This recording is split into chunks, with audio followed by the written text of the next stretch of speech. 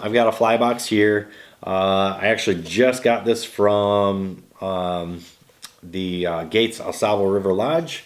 Told the owner up there, hey, do we have anything newer out there that would kind of be like a go box? Like I'm looking for a box that would house everything from small nymphs, small dry flies, all the way to the larger streamers, poppers, that kind of stuff. So, like I said, this box, if I only had one box that I could take with me on a trip, this would be my box right here.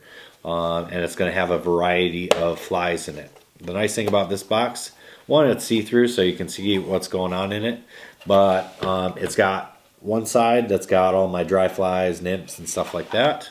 And it's also got a second side with all my streamers, so bigger fish might like this side a little bit better. Who knows? So inside this box, this side, like I said, is streamers. So I've got streamers that are going to imitate bait fish in the water. I've got some little nymph patterns. I've got some crayfish patterns. So like this guy right here might imitate a little crayfish. I have some leech patterns. I threw some little twister tails on some flies here that kind of help out with the action and whatnot. And I also have this side, which I have my nymphs, my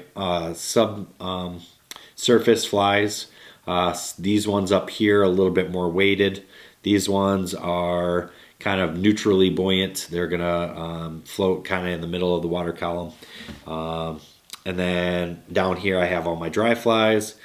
Sometimes you will float these nymphs underneath something, which like this is a hopper, so this is kind of like an indicator. It can be used like a indicator bobber, and can be floated up top, but it also can catch fish in the summer months.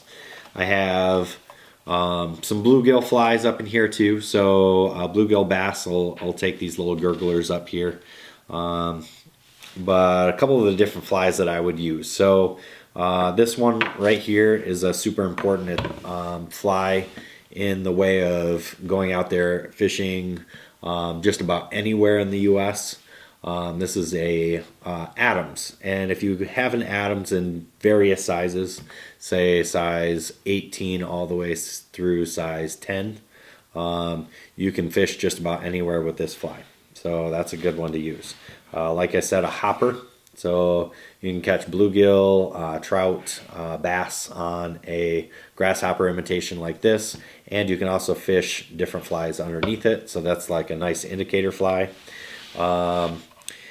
Again, like bluegill, bass, these are main targets, and you can fish these all over the U.S. So like a little gurgler like this one right here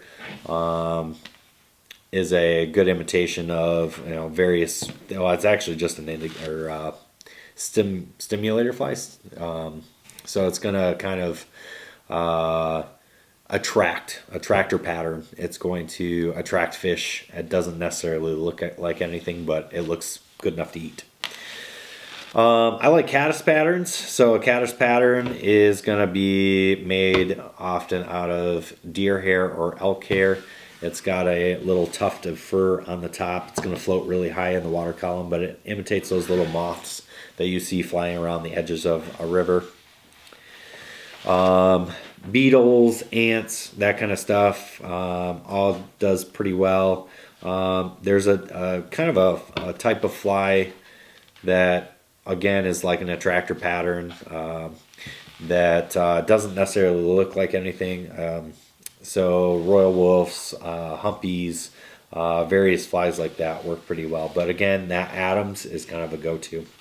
As far as nymphs go, hare's ear nymphs, like this guy right here, this one happens to have some rubber legs on it.